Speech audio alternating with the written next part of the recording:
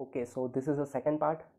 We were talking about acute otitis media, and we talked about the definition, etiology, and pathology, and also we talked about basics of the middle ear and ear structure. Now let's look at the clinical features. So first, just quickly recap the pathology, because once you clearly understood the pathology, it is going to be very easy for you to understand the clinical features and treatment. So basically ये inflammation है, ये infection है. First क्या होगा, first there is a congestion of the blood vessel, because blood जितना ज़्यादा आएगा उतने ज़्यादा WBC आएंगे, और उतने ज़्यादा WBC बैक्टीरिया को फाइट कर पाएंगे. We need more WBC, we need more soldiers. WBC are our soldiers, so we need more of that, right? So that's why we need more blood. So there is a vasodilation and congestion of the blood vessel. So that is the first step of the inflammation, first step of the otitis media. वहाँ पे congestion है blood vessel का. Then there is a mucus secretion, right? That is exudative stage. और ये mucus secretion है वो later on mucopurulent बन जाएगा. Why? Because there is a lot of pus going on, pus formation going on, right? Bacteria और हमारे WBC के बीच में फाइट हो रही है तो पस का फॉर्मेशन होगा. और उसके बाद स्टेज आएगा सुप्यूरेशन स्टेज. उस स्टेज में परफोरेशन हो जाएगा हमारी ईयर ड्रम का. Why? Because there is so much pressure going on, और वो जो प्रेशर होगा वो ईयर ड्रम को परफोरेट कर देगा. So that is a suppuration stage. And there is also stage of healing and complication. Healing किसी भी स्टेज पे हो सकता है, और कॉम्प्लिकेशन के अंदर मास्टोइडाइटिस हो सकता है. Now let's look at clinical features. So, before going into clinical features, it is to be noted that the acute otitis media usually follows an acute attack of respiratory tract infection. So, respiratory tract infection होगा, उसके बाद generally होगा otitis media. Why? You know that now. You know about eustachian tube.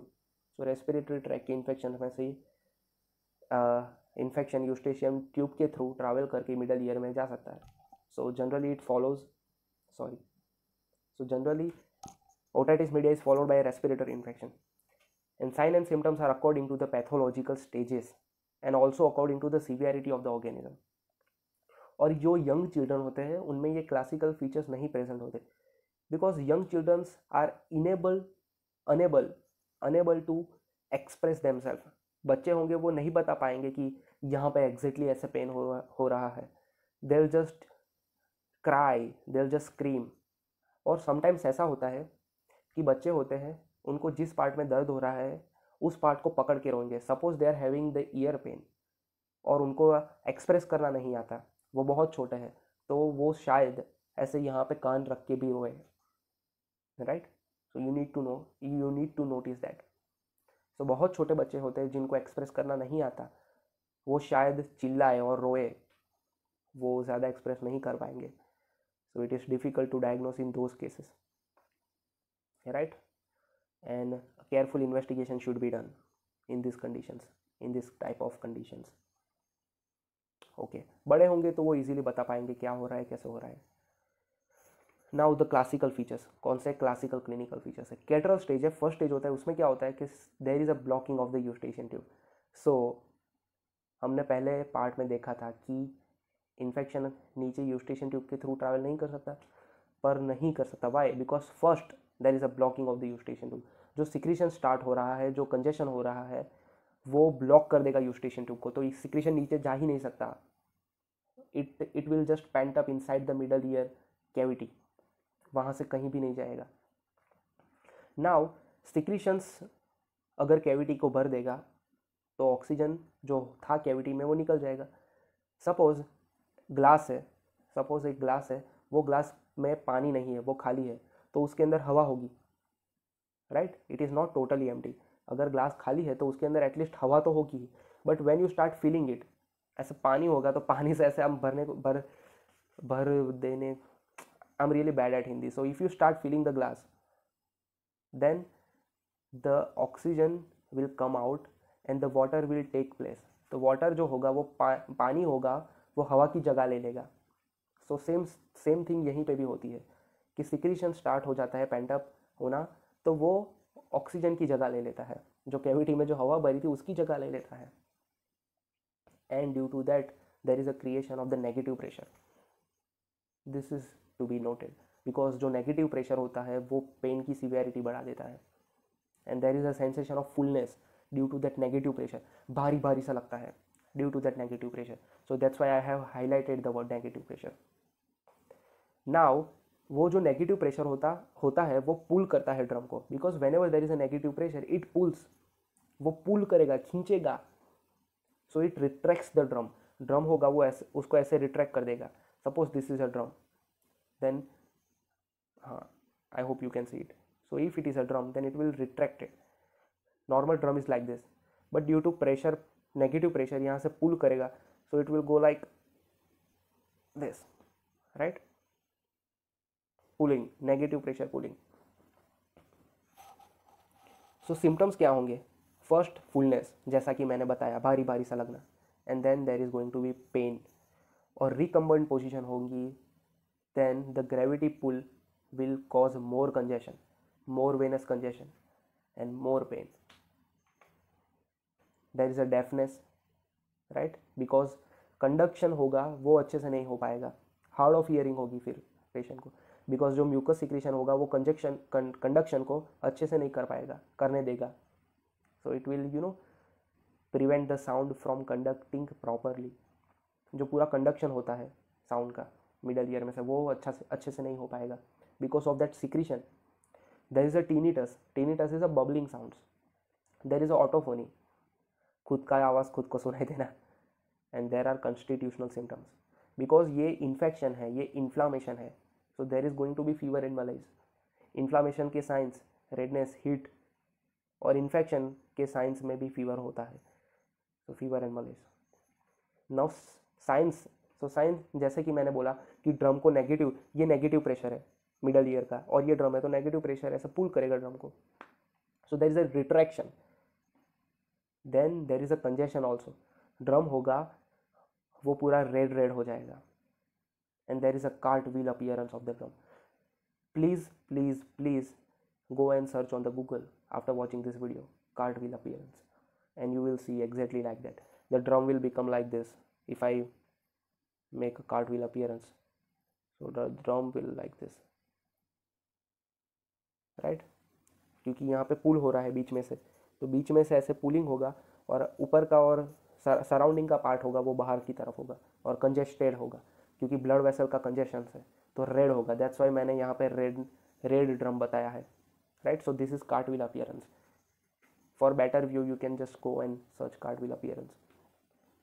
Light reflex नहीं present होगा due to the edema of the drum. So these are the science.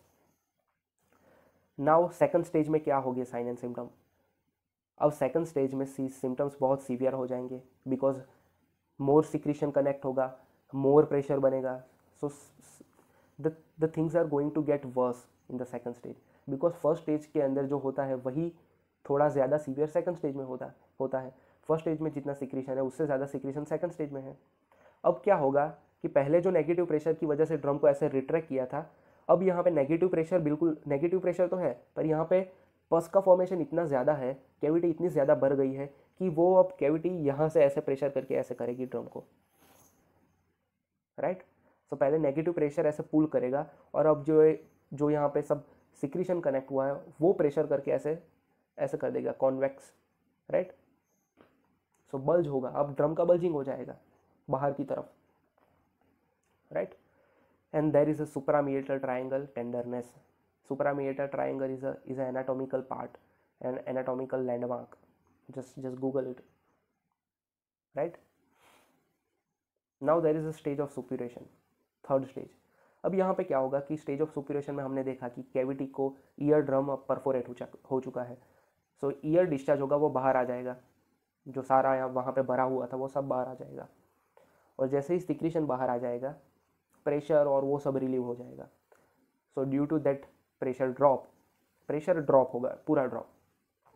So pain and constitutional symptoms are also dropping.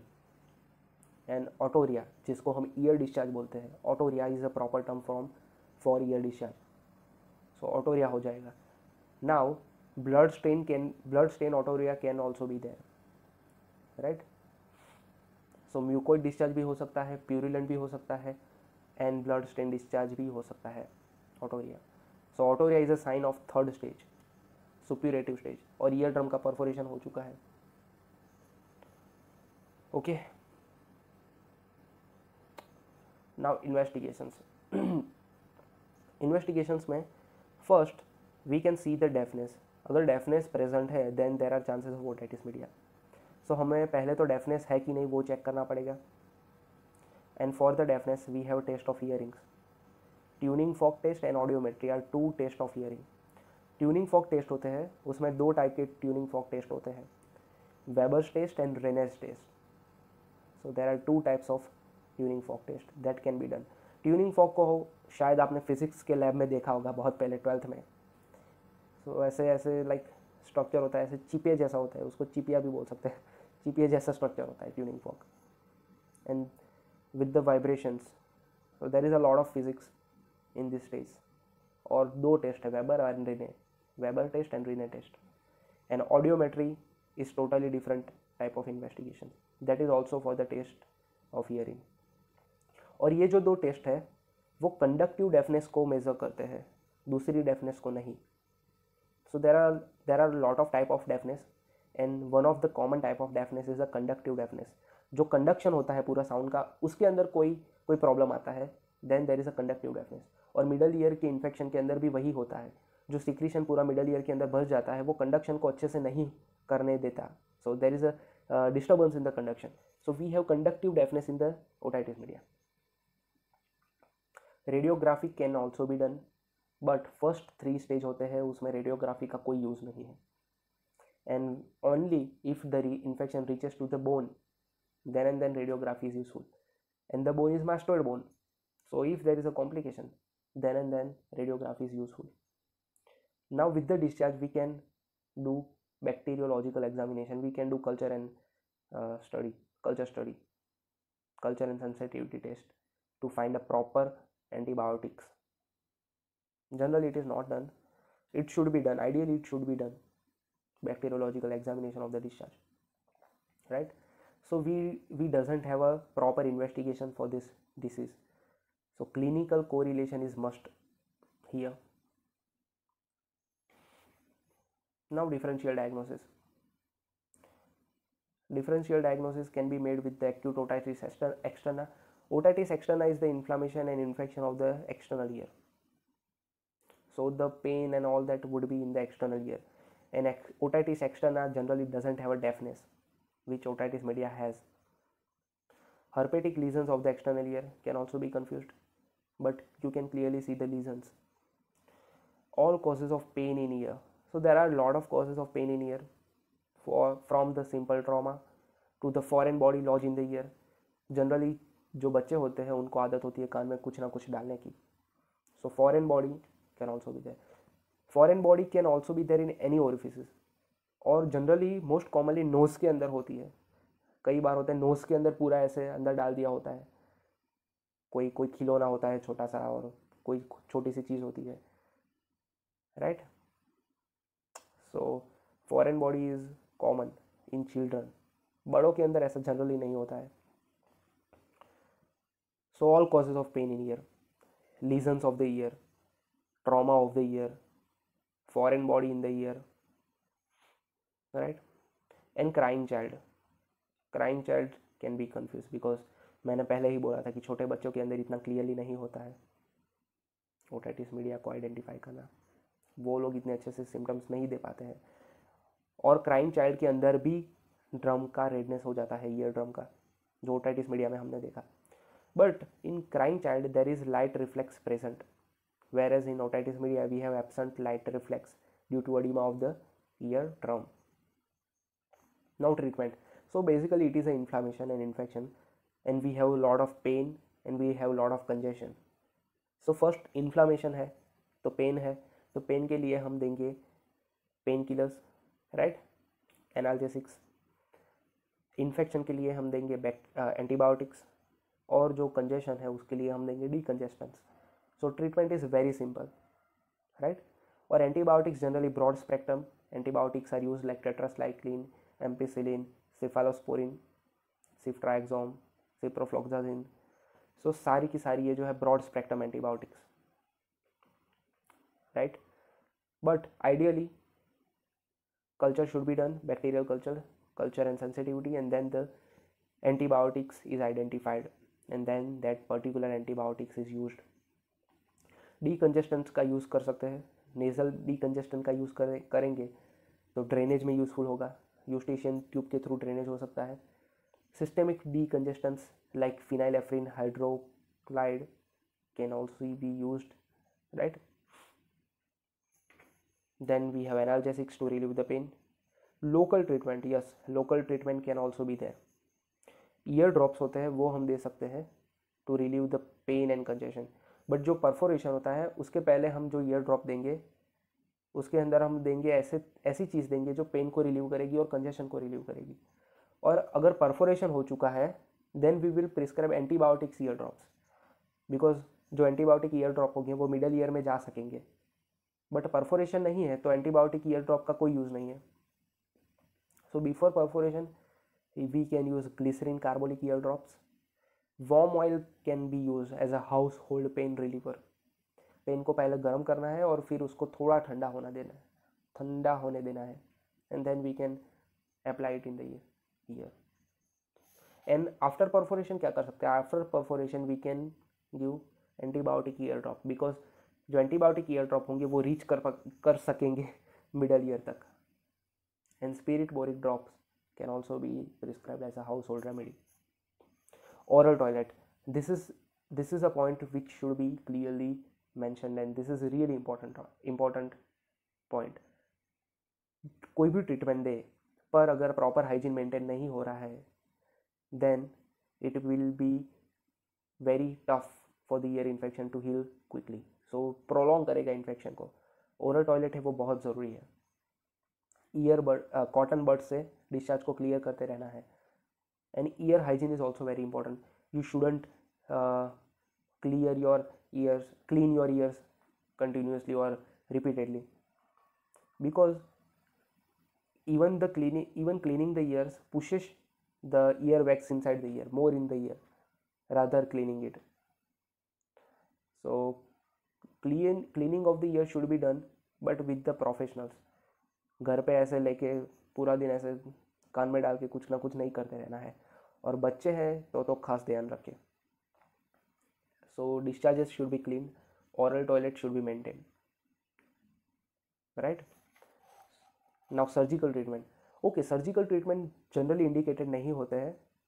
It is very rarely indicated and it is indicated when there are no other options. So दो treatment है, myringotomy and मायरिंगोपंक्चर. Myringotomy तभी कर सकते हैं when we have a lot of pressure, a lot of chances of intracranial complications. तो अगर when there is a impending intracranial complication then we do myringotomy, right. And myringopuncture can also be done to relieve the pain and to relieve the discharge, but surgical treatment, as I have already said, are generally not indicated. It is only done if it is totally necessary, right. So that was it. I thank you so much you guys for watching this video. This was a long video but still you guys keep it up with me, so thank you so much. And please make sure to like, share and subscribe to my channel. And also do comment your views. You can also share anything you want to share. You can ask for help, any help related with the study particularly. You can ask, you can connect with me through the comment section, and you can also express the views. गलत लगता है तो गलत, सही लगता है तो सही. I'll listen you. So please share your views in the comment sections. I would love to receive the comments, receive the reviews. Thank you so much once again.